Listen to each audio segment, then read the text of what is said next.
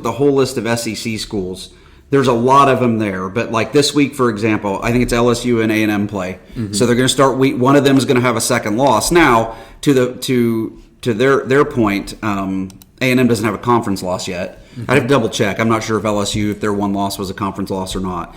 I can afford you while you're talking. The one thing we can't forget is that your record doesn't matter. If somehow you manage to get in the conference championship game and you win, you're getting in. So, but like Texas is playing Vandy this weekend. Not that I think will have season-long implications, but Vandy's going to lose that game. Right. I'm not saying they still can't have a good season, but they're not going to be Texas. You just don't think they're going to pull off two miracles in the same year. Ole Miss and Alabama are coming up. So there's going to start being some weeding out. Like Alabama's not out of it, but they have no more margin for error. Ole Miss is in the same. They can't afford another they've already loss. got two. Yep. So, and then I think for Georgia and Texas, I don't think that game last week really hurt them. I don't think Georgia's one loss really hurt them. I think they can both afford a second loss, and they're probably okay. But you still don't want to. It's like Tennessee, for example. I think finishing 10-2 is very reasonable for them now. They go to Georgia. I don't anticipate that's a game that they'll win. But I don't feel as comfortable about them at 10-2 making the playoff as I do Georgia or Texas. Right. Pedigree right there. And then Tennessee's had good years.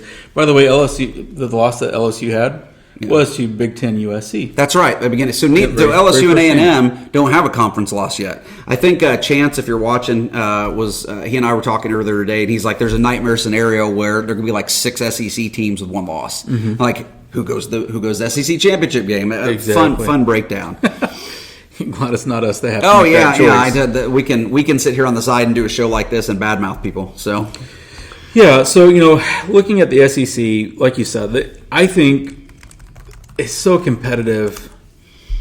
I wouldn't be surprised to see some of these teams end up getting 2 or 3 losses. They still have a gamut that they got to run.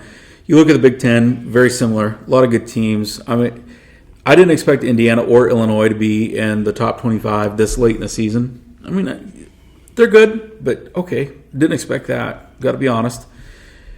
We're not even talking about teams in the Big Ten like USC that's not ranked right now for obvious reasons, but can still obviously put up a threat. They beat LSU week 1.